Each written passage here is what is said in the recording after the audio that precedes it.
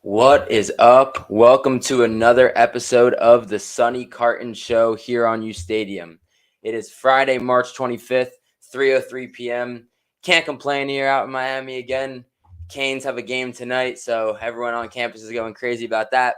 But please make sure to like the stream, subscribe to the channel, and ring the notification bell to find out when U Stadium has any new content.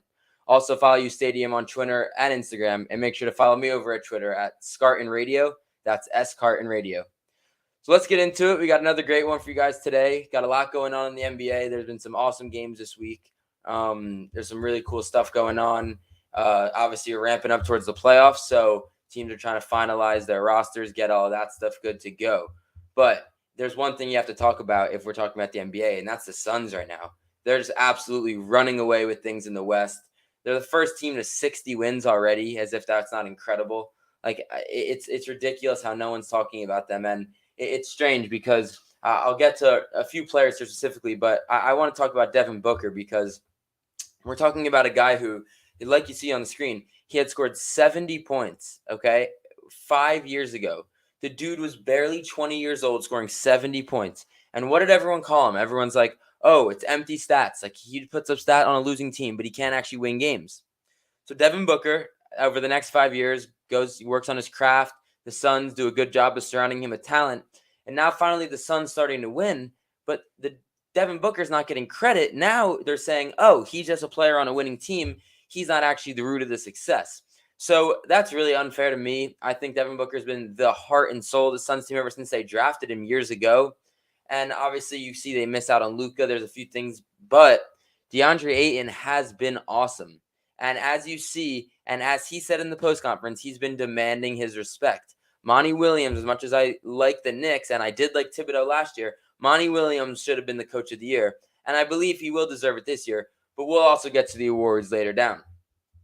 As for the Eastern Conference, it is going to be an absolute battle down the stretch here.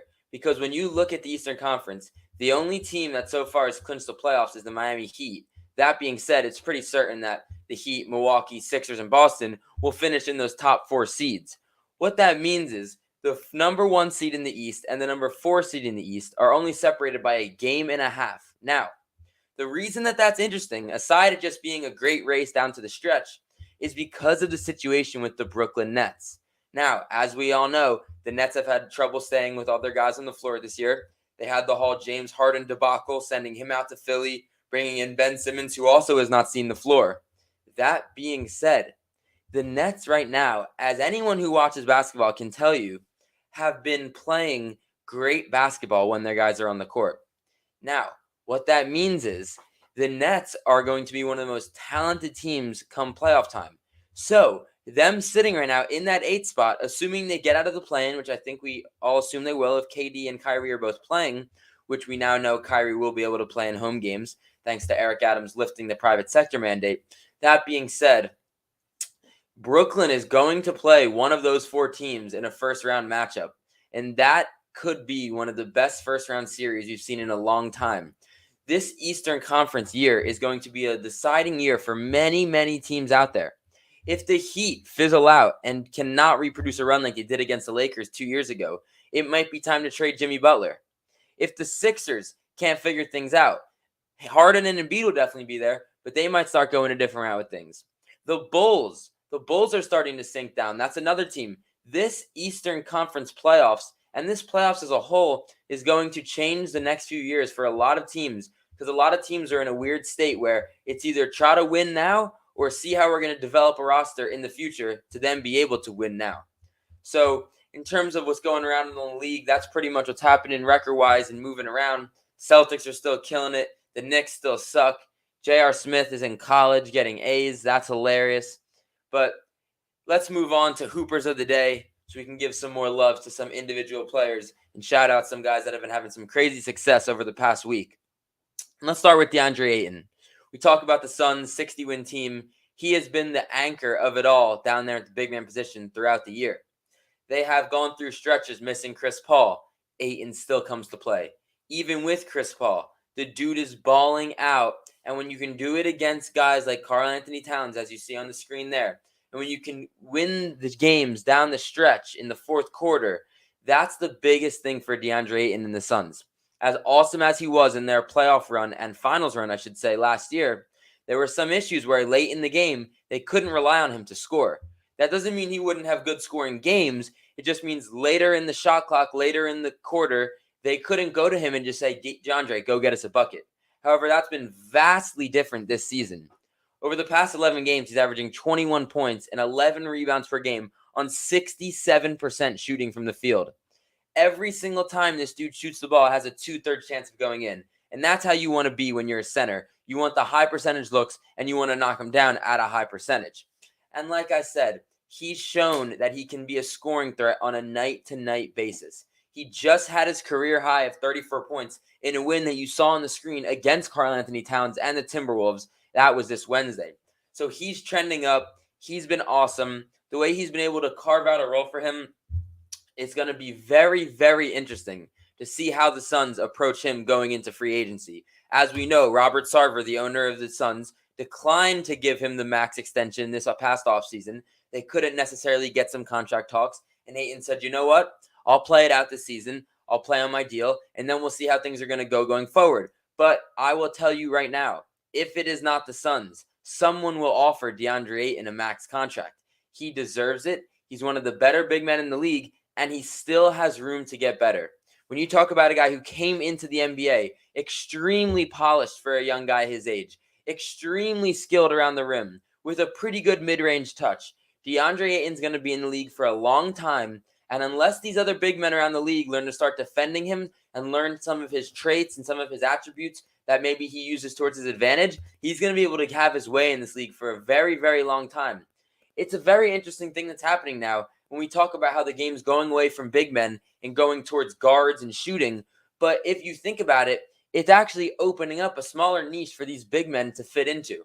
There's more space around the rim. There's less clogged driving lanes. Some of these teams that have guys spread out around the wing can directly benefit a guy like DeAndre Ayton, who has scoring prowess and who has that touch around the rim, because there's no one in his way. He's begging you to let him take little 6-foot jump hooks, little turnaround layups. He would do that all day. And when you're on a team with Chris Paul and Cameron Payne that know how to get their big men the ball, a guy like Devin Booker who can score but within the offense and who also can go get you a bucket, having a secondary guy like DeAndre Ayton to just clean up the glass and be a stable force is so valuable. And the Suns will have to decide, as I said, if they want to keep that around. And I think they should, because they really don't have that many other guys to pay. They have a few guys coming up, but nothing in that range. They'll have to give Cam Johnson a contract. They'll figure out things with Mikal Bridges going forward. So the Suns are in a very interesting spot, but I just had to shout out DeAndre Ayton, and he was our first Hooper of the week. Now, let's go to another guy who's completely taken the throne over of the New York Knicks.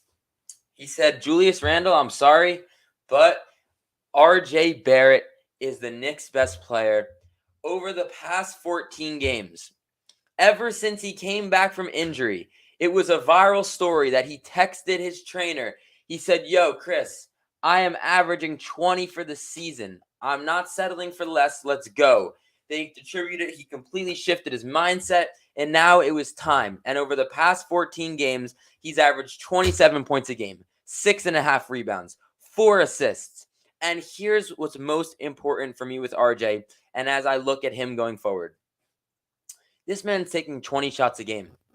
He's shooting about 35% from three, almost like 43% from the field. Those are not good numbers. That is not efficient. He's also getting to the line 9 times a game and hitting 74% of attempts over that span, which is all right. We'd like to see that number higher because it's literally free points.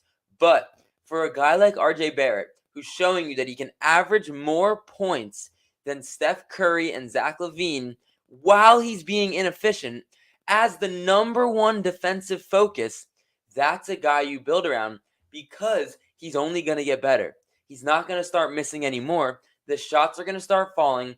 The efficiency is going to creep up.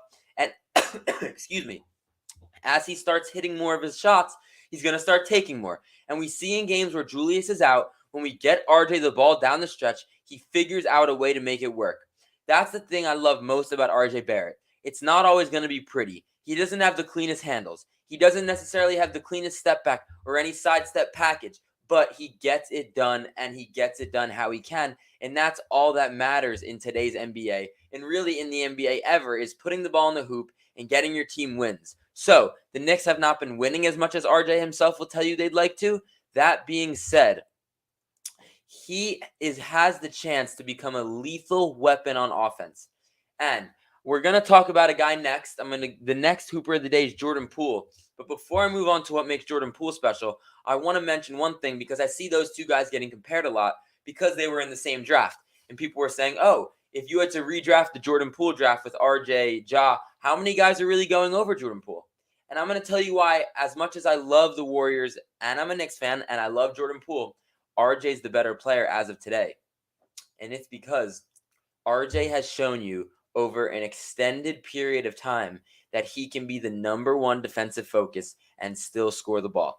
As good as Jordan Poole has been, averaging 26 points per game, 5 assists per game, 3 rebounds per game, over the last 11 games, shooting 55% from the field and 50% from 3, those are ridiculous numbers. Add on that he's one of the game's best free throw shooters. But that being said, when you're playing alongside Steph Curry and you're playing alongside Klay Thompson and you're playing alongside Andrew Wiggins, the defensive attention that you receive is not going to be what it is for RJ Barrett. You're not going to have the best defender guarding you. You're going to have a team's third, maybe fourth best guy on you, and you're going to catch the ball in positions to score. Steph's going to find you on the wing wide open. Steph's going to find you cutting. So as impressive as what Jordan Poole is doing, and trust me, I watch every single game. I understand that even in games where Steph Curry has been out, Jordan Poole has scored 30 points twice in the last 11 games, in games where Steph was out because of that new foot injury. So I understand that Jordan Poole can do it when he's the main option. I'm not saying he can't. I'm not saying he never will. I'm just saying at this point in time, what RJ Barrett does on a night-to-night basis as the main focus is a little bit more impressive for me just in terms of scoring the basketball. But that being said, Jordan Poole is truly becoming one of the league's most dynamic scoring guards. The way he can give you points anywhere on the court, the finishing around the rim, the mid-range touch, you see it there. So many people are beginning to compare Jordan Poole and Steph Curry, not necessarily because of the style they play, but just because of the electricness, how it feels to watch him pull up from 3 and bank one in. He has so many little Steph tendencies, the tenacity, the in-between game. There's so many little things that Jordan Poole does that you're just like, you must have picked that up from Steph, or wow, that really reminds me of a rookie Steph or a young Steph. It's a lot of things that Jordan Poole does right. And when you're on a team like the Warriors, it's not always a bad thing to start your career on a team where you get only positions to put in to win, where you have to succeed. Steve Kerr was very tough on Jordan Poole in the first few years of his career. He told him, you can't make mistakes. He did not have the freedom that other guys on the roster did in terms of ball handling, in terms of turning the ball over and staying in.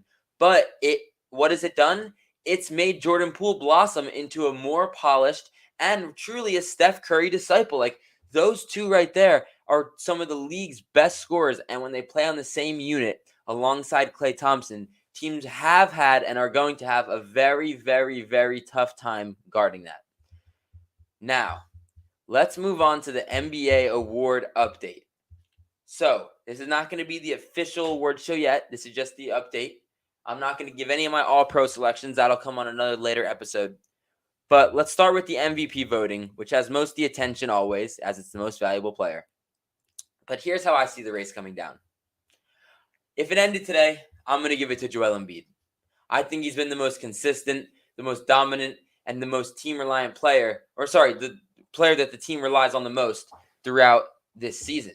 He's been playing absolutely incredible. And on any given night, it feels like it's almost guaranteed. It's automatic for him to score 30 points, sometimes even 40. And you know there's going to be 10 to 12 rebounds there to go along with it.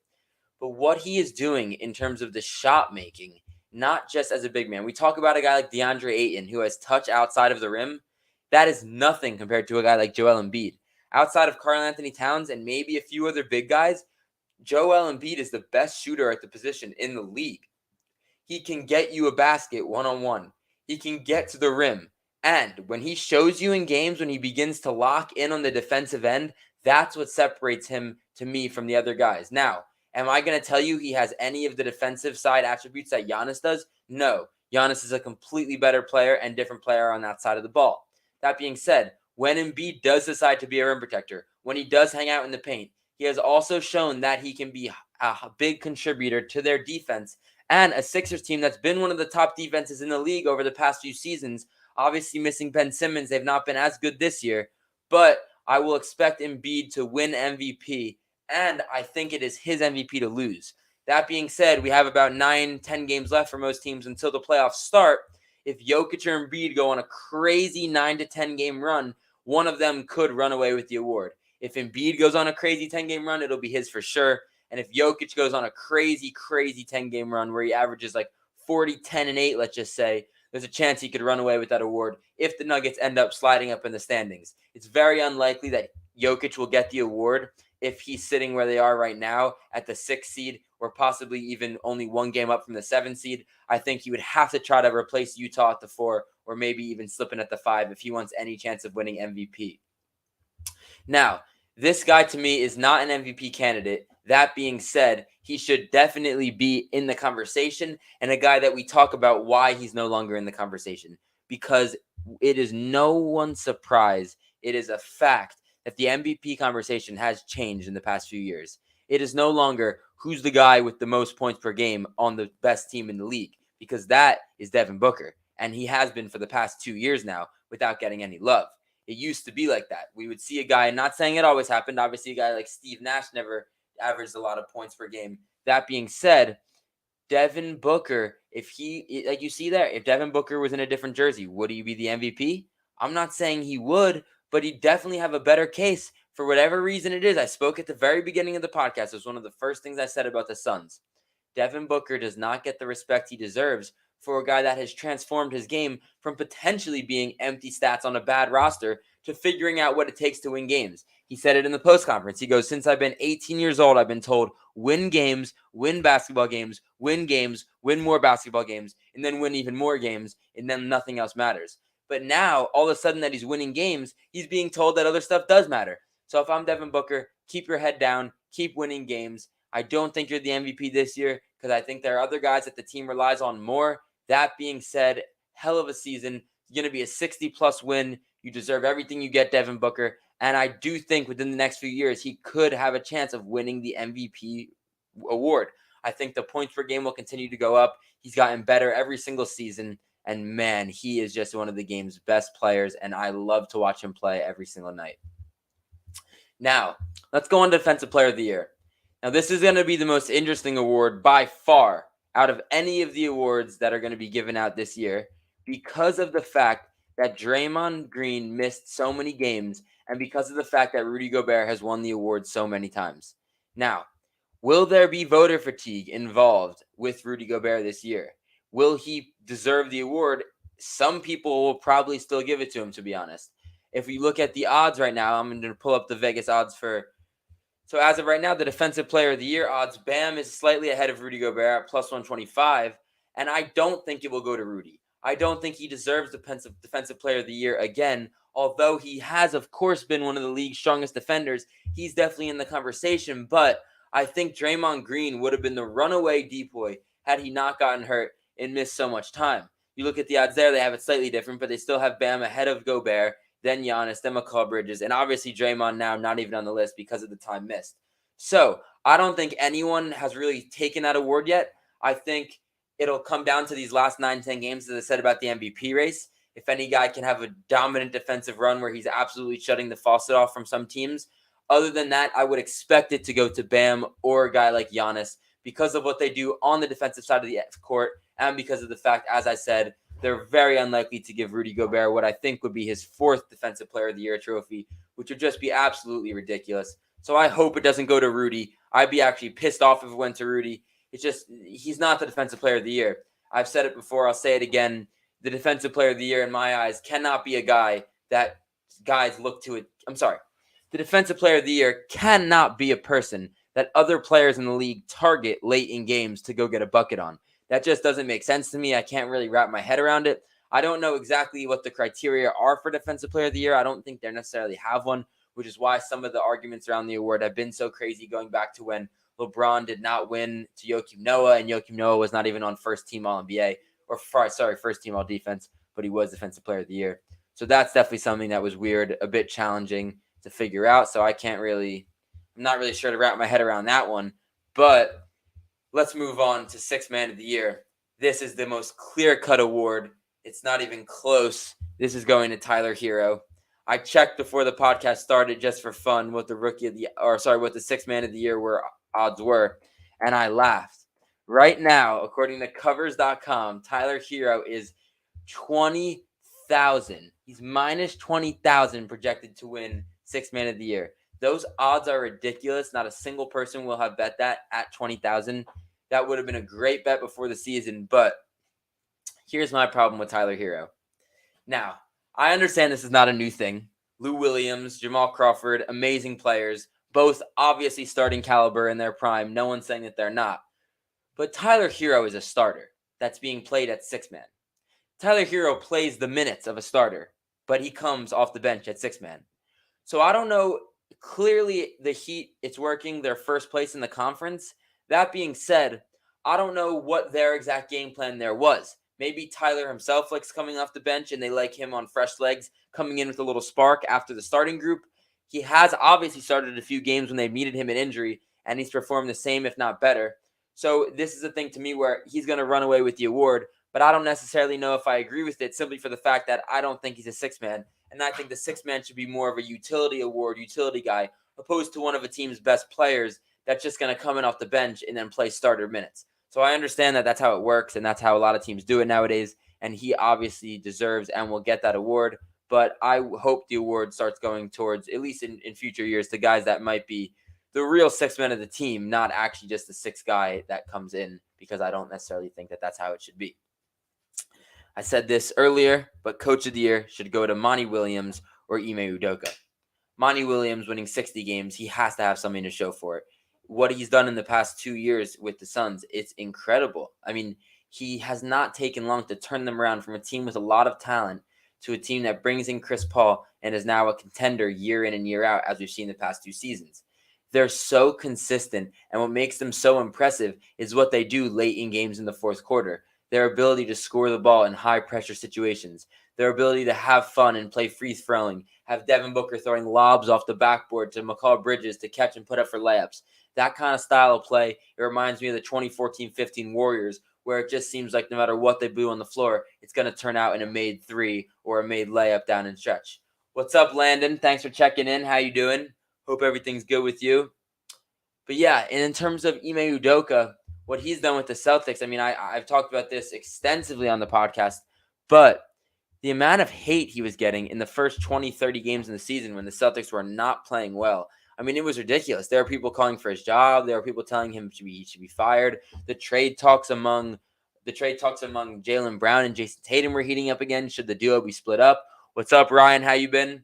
So those types of things are just like, I don't understand. The media is so frustrating to me how we can call out a guy the first 2 months of a season and say that he should get his job fired. But then once he completely turns it around and now he has his team sitting as the 4 seed in the East, a game and a half from first place, he's not getting thrown his flowers. It's classic media. It's classic NBA. It's really just classic social media culture where you'll call out a guy for doing something, but then even when he stops doing that and improves, you then don't thank him or give him his flowers. It's a messed up situation, but it happens all the time, and there are clearly bigger things going on than Ime Udoka not getting his flowers in the world and in sports, so I guess it's not the biggest deal, but that's where the Coach of the Year should look there. What's up, Hella Handsome? How you doing?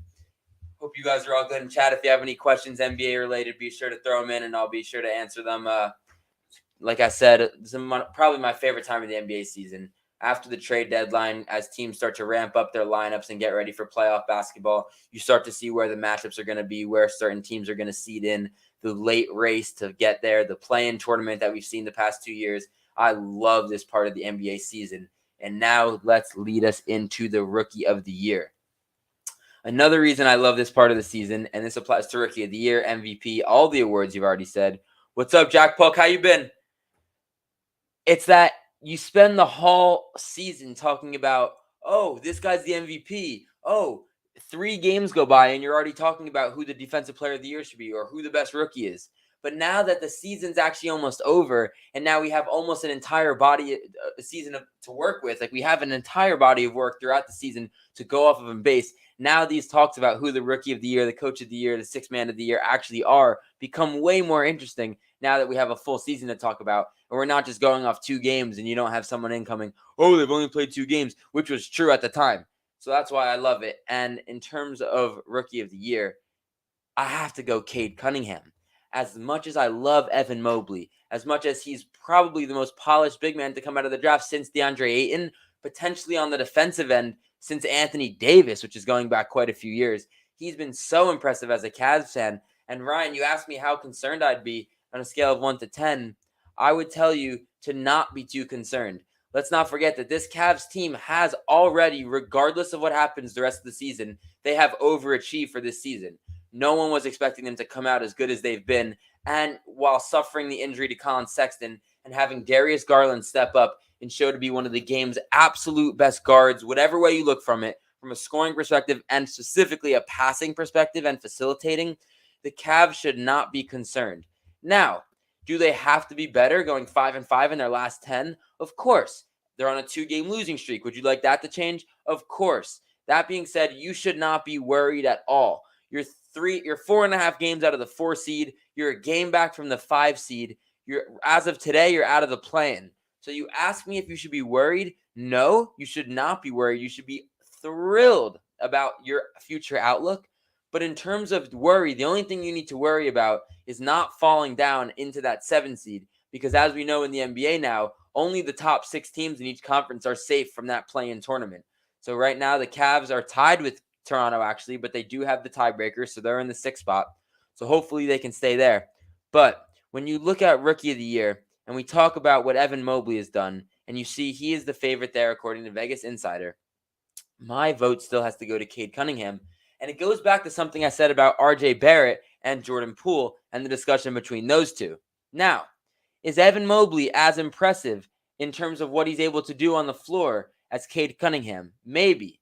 But as of today, is Evan Mobley, I don't know why I said that so weird. Is Evan Mobley asked to do what Cade Cunningham is asked to do in terms of being the number 1 guy night in and night out to lead a team? And the answer is no.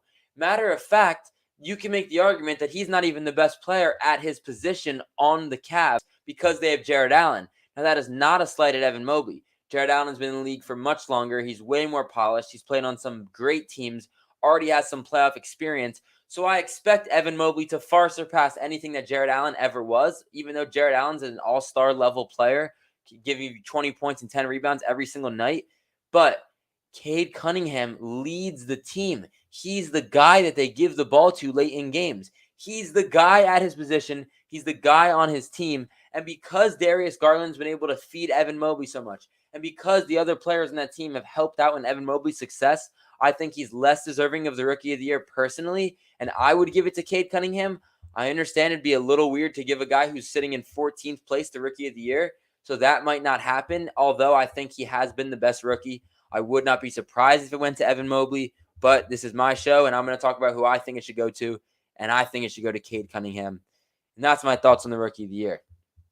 Now, we're going to start a new section here. This is a first-time segment. If any of you guys, I need your help in the chat here. You guys are going to be part of this, but it's going to be NBA story time. So I have a few stories or headlines going around the league that we're going to talk about. And if you guys have any that I didn't mention, put them in chat and we'll get to them. So it could be a quick thing, such as the first one we'll start off with was Giannis coming out and said that he essentially was playing on one knee in the finals, where he won Finals MVP and the Bucks beat the Suns this past year. He said that the ligament or whatever is in there that stops you from tearing your ACL and all the ligaments goes once you hyperextend your knee. And he said if he had done that again, he would have been. So here, what basically happened is that if my leg had hyperextended one more time, I was done.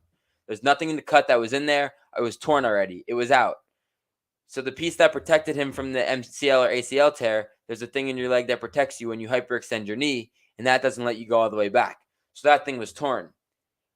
When Giannis came out and said that, not only does it give you such a level of respect for what Giannis must go through as a player, but it tells you what Giannis has been through and what he explained his parents have been through when they would come home every day, never complaining. And it just shows you the world that some of these athletes come from. That to me, someone who's grown up with extreme privileges. I've obviously dealt with my own stuff in my life relating to my family, those of you that know, those of you that don't.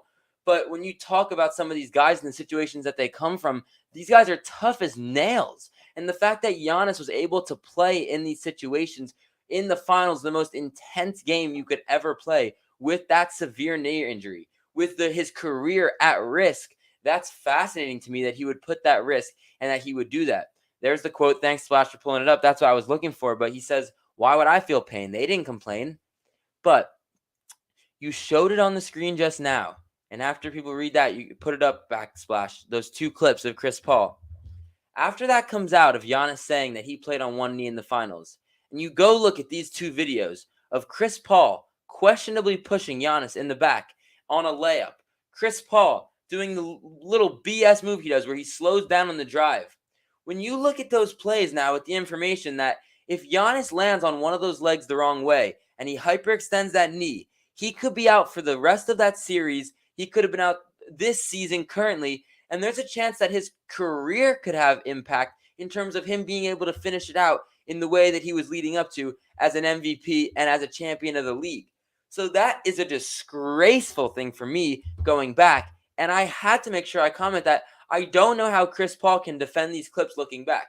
I mean, that one on the right of him extending his arms is such the opposite of a basketball play. And anyone who's ever been to an LA Fitness, played high school basketball, college, knows that the last thing you do when a guy is in the air is put two hands on him and push him, because he has no way of bracing himself. And if Giannis wasn't able to hang onto the rim there, who knows what's happening right now and where Giannis, his career has gone different after that play.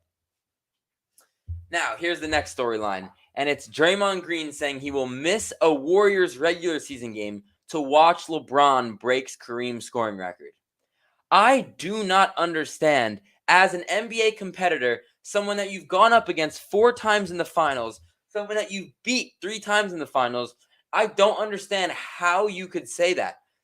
I understand how great LeBron is. I understand that's an all-time NBA moment. I understand that Draymond is now assumingly on the Clutch payroll and is trying to set himself up for a post-basketball career, but that's really all it is to me. I don't see anything past that statement other than him trying to get points with LeBron and Clutch Media for trying to set up LeBron to make it something bigger than it is.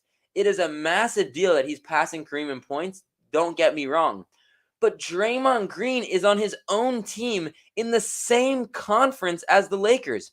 How would he miss a regular season game that affects the playoff standings in his profession to go watch LeBron play? I don't understand it. It'd be completely different if he said, wow, I'd love to play against him that night. That way I get to say it. But the fact that he was even point out, or that he would even say that he, like, whether it was a joke or not, that he was going to miss his own game to witness LeBron break the scoring record, like, how do you tell Steph Curry that? How do you tell a guy like Steph who's tried and fought for every single win, or a guy like Jordan Poole, young guys on the team who've had to grind in practice? How do you tell them next season, oh yeah, you guys are on your own tonight, I'm going to watch LeBron play? Like, that is ridiculous to me. I couldn't believe he had said that. I don't want to take it further than it is. I'm not the type that's going to be like some of these people out here that are arguing with his mom on Twitter. That's not going to be me. That's not the type of fan I am. That being said, that was utterly shocking to me that Draymond, a guy who's so furious, a guy who's so loud and outspoken on his word, a guy who gets so many technicals, a guy who has himself argued with LeBron, and LeBron was the reason he got suspended from the finals in 2016, and they lost it after blowing the 3-1 lead. I just couldn't believe he had said that, and I really think it goes back to the fact that he's just trying to set himself up for the career post-basketball.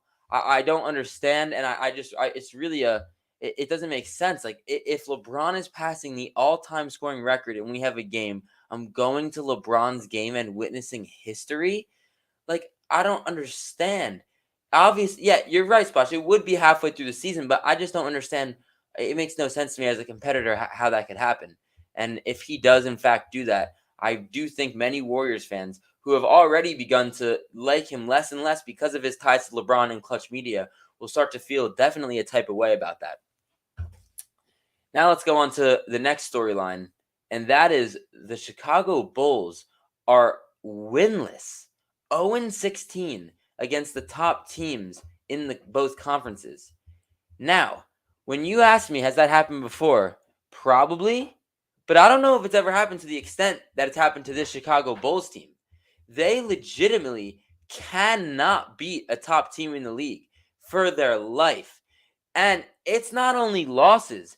They're losing some of these games by 40 points. They lose to the Bucks on Monday by 30. You lose to Phoenix by 27 March 18th. You lose to Utah by 15 points. You lose to Philly by 15 points. You're getting used to Miami by 30 points. You're getting killed by the league's best teams. Now, obviously, have they taken care of business in games against the league's not best teams? Sure, that's what you're supposed to do as a good team. But I don't need to be the one that tells you that you don't get to play the last place teams in the playoffs. That's when you have to play the best teams in the league. So if they haven't shown that they can beat them, that should be a heavily worrying sign for the Bulls. They haven't been completely healthy, still missing out Lonzo Ball. Caruso missed a stretch. That being said, man, oh man, how do you go 0-16 against the league's top teams? Not even one win? Like, that doesn't make any sense. You lose 10 out of 13, and they are slipping. We talked about it with the Cavaliers, and we talked about it with the the Toronto Raptors. The NBA play-in has completely changed things from a team perspective in both conferences. You're no longer safe sitting at the 5 seed when you're only a game up above the 7 seed because a 1-game swing happens, and now Chicago, looking where they would be playing against the Sixers, Boston in a potential 4-5 matchup, now you're looking at slipping towards the 7 and having to get out of the play-in tournament. So that's going to be a huge, huge, huge story down the stretch if the Bulls will be able to compete against the better teams in the league. I think they'll figure it out. I don't think they'll go out that sad in the playoffs. I don't think they'll be swept by any of the best teams, but they have to figure it out. On to another storyline. Memphis is 16-2 without Ja Morant. Now, there are people out there that think that Ja Morant deserves MVP votes.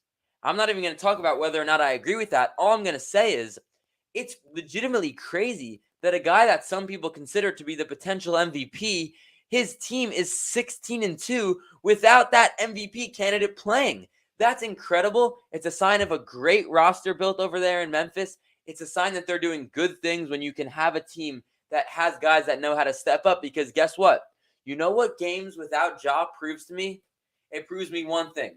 As good as Ja Morant is, if the playoffs come around and Ja's having a game where he's really struggling, or say, knock on wood, Ja goes down with a knee injury in the first quarter and can't come back, or something along the lines happen, other guys on the team are in a familiar situation because they played 18 games this season where those guys who are normally in different roles knew, all right, tonight's my night. A guy like Desmond Bane knew, all right, tonight's my night. I got to step up. So, Ja Morant, I don't think he's the MVP. I don't think the fact that his team plays well without him should matter. I think that should be more of a sign, or more of more indicative of how good the rest of the roster is, opposed to how bad or how non-MVP worthy Ja is. I don't really understand that. That being said, Memphis is killing it.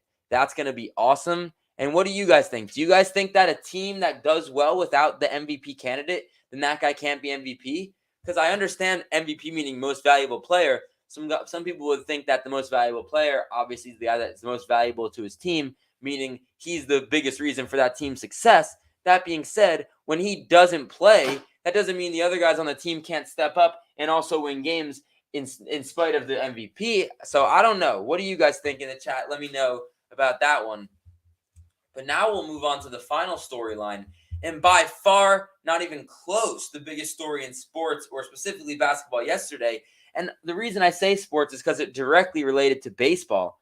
But that is Eric Adams announcing that the private sector mandate that has kept Kyrie and other unvaccinated athletes from playing in home games in New York is no longer active. Now, this comes very, very, very shortly after it became clear that New York Met and New York Yankees athletes would not be able to participate in home games. Now, that was a massive deal for baseball, more than it was in the NBA, because of their issue getting players to take the vaccine. Some of the biggest names in New York sports, like Jacob deGrom, Aaron Judge, just to name a few, are some guys that we are not sure are vaccinated or not, and as I believe today, are both unvaccinated. So those are two huge guys that would have potentially affected things. But now we know that this is no longer in effect, and that means Kyrie is back. Now, many people are asking, what changed? Guys like Kyrie and KD have been screaming for months. In post-game, supporters of the two have been screaming, saying, yo, why is this a thing? Like, he can be sitting courtside, but he can't play? How ridiculous is that? He can play on the road, but he can't play at home? Unvaccinated road players can play, but he can't? And it truly was ridiculous.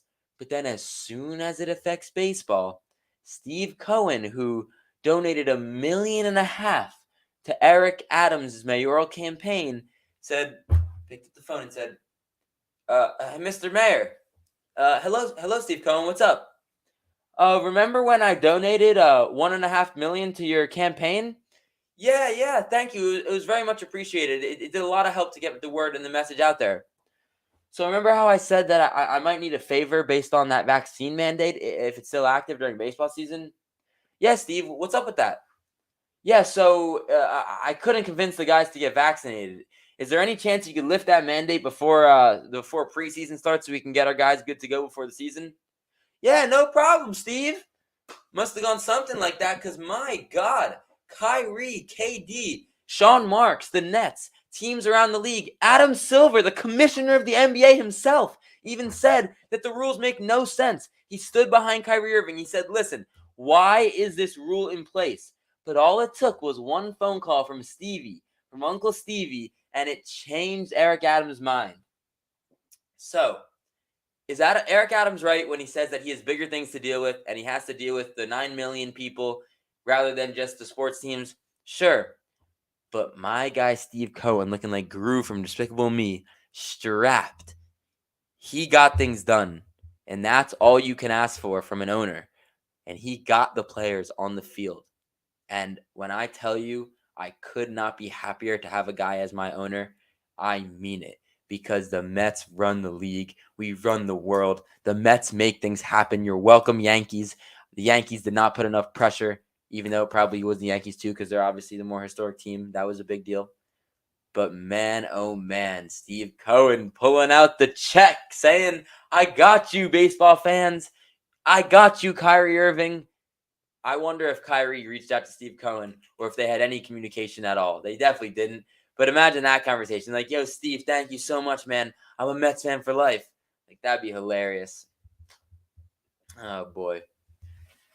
Oh, I think it's time to move on to the most disappointing part of the show and what we're going to do right before we wrap up here, and that's NFL free agency.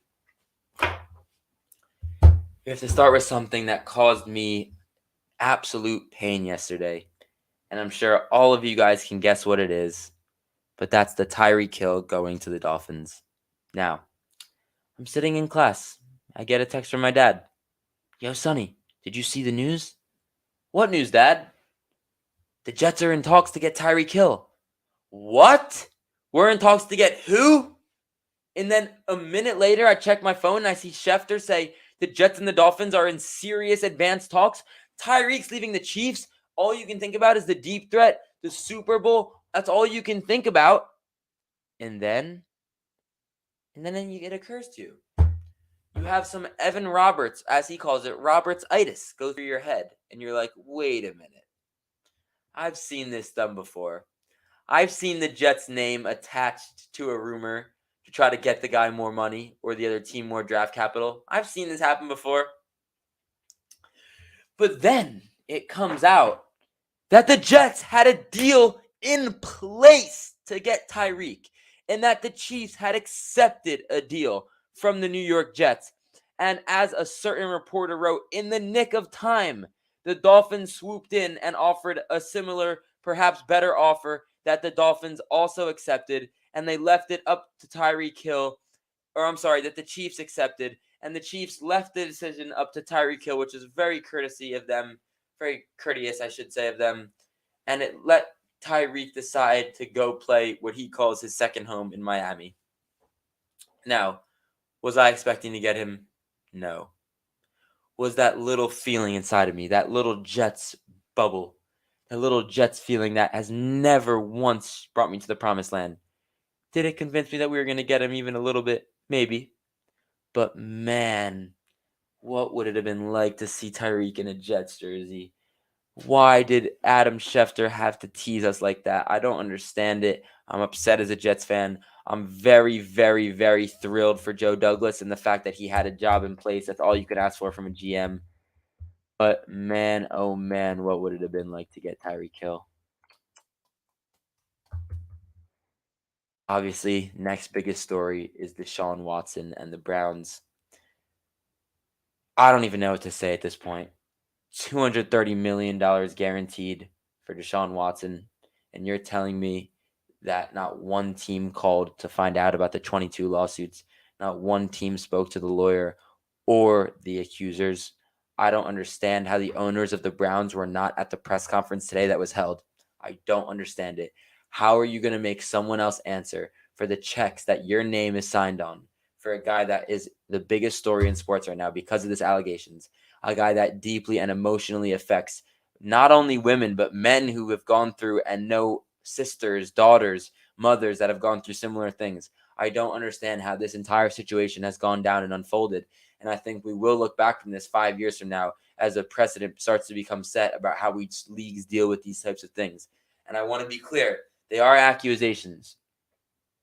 But that doesn't mean he's guilty, and that doesn't mean he's innocent. It means you have to get to the bottom of this. And I don't like how quickly we've just jumped from, okay, traded to the Browns, signed the contract, we're good to go. No indictments being filed. Grand jury says no. I don't like how fast the steps were taken. And I think more due process needs to be done because, listen, one woman is bad. 2 is terrible. 3, I'd almost certainly believe you. 4 is getting crazy. I'm not going to count every number out, but 22 different instances. I'm sorry, man. Something was going on there, whether or not it was criminal, whether or not it was illegal. Some form of misjudgment was used by Deshaun Watson, and I hope he's learned from his mistakes, and I hope he truly did nothing that was criminal or anything wrong outside of him maybe making a few bad decisions. And I hope and pray that some way, somehow there was a confusion, even though it's heavily unlikely. And I'm not going to be naive enough to say that that happened. It either happened or everyone's lying about it. And I'm not sure I can say that 22 people are lying about it. But let's move on from that because enough people are talking about that situation and there's really no right in the way. He's not getting charged, so we won't know if he's criminally liable. We don't know if it happened. There's really no evidence. It's a terrible situation. And let's move on. The last thing I'm going to leave you guys with here before I get out, and once again, be sure to like the stream, subscribe to the channel, follow on U Stadium. What's happening with Baker Mayfield? We're talking about a guy who just 2 years ago was only third in QBR to Mahomes and Tom Brady, and maybe Aaron Rodgers. We're talking about a guy who completely turned around the franchise of the Cleveland Browns. He brought them to the playoffs after they had one of the longest droughts in the NFL. Whatever you want to say about Baker Mayfield, whatever you want to say about his commercials, whatever you want to say, Baker Mayfield is one of the better quarterbacks in the NFL. Does that mean top 5? Excuse me. No. And I got the hiccups. But there are plenty of quarterbacks that I would not want over Baker Mayfield. And there are only 10 or so that I could say without a doubt that I'm taking over him. He absolutely played through injury that was clear as day. That tweet could not sum it up better. He went to the worst situation ever as the number 1 pick. He changed the franchise that has sucked for decades. He brought in star players, got guys to sign there. The running back situation was good. The team looked better. He destroys his shoulder. He tries to play through it. The Browns are the Browns. It's embarrassing, and I'm utterly shocked that there's not a bigger market for him. I can't believe we saw guys like Matt Ryan and go off the board before him, and a guy like Carson Wentz go off the board before him. It's shocking to me. I think a team out there is going to take a flyer on Baker Mayfield. And I will say this. The Cleveland Browns should try to see if they can convince Baker to stay at the beginning of the season if Deshaun Watson does face a suspension because of the fact that Baker Mayfield is still a good quarterback in this league, and I think he has more to give to the game. I think he's going to mature. I think he's going to learn from his mistakes. And I am rooting for Baker going forward. His time in this league is not over. But with that being said, if you guys have any other questions, anything going on, let me know in the chat now before we wrap up. We got the second night of March Madness, Sweet 16 tonight. We'll see which teams will advance on into the Elite Eight. We had some incredible games yesterday. You had Duke edging out Texas Tech. You had Houston advancing. You had some great games. So hopefully we continue tonight. We saw Arkansas take Georgia. We saw Villanova beat Michigan. Tonight, we got my school, you repping it here, Miami playing 11 seed Iowa State. That's the last game of the night. It starts at 10. Right before that, you have UCLA, North Carolina. That's a great game. Got Providence, Kansas. And then the game everyone's really looking for outside of me, Miami, but that's St. Petersburg versus Purdue. Because if St. Peter's beats Purdue, I think that'll be a bigger upset than the Kentucky game because of the fact that it's a 2 seed and it's in Sweet 16. That would be awesome. They'd go to the Elite Eight. Miami would go to the Elite Eight, hopefully with the win tonight. So be looking out for those games. There's some awesome basketball games tonight. The Knicks and Warriors play, so that's always a good day for me when both of those teams play. And yeah, without further ado, appreciate it. Thank you so much for tuning in. This was the Sonny Carton Show. Make sure to like the stream and subscribe to the channel and ring the notification bell to know when U Stadium has any new content on YouTube. Follow them on Twitter over at U Stadium and Instagram.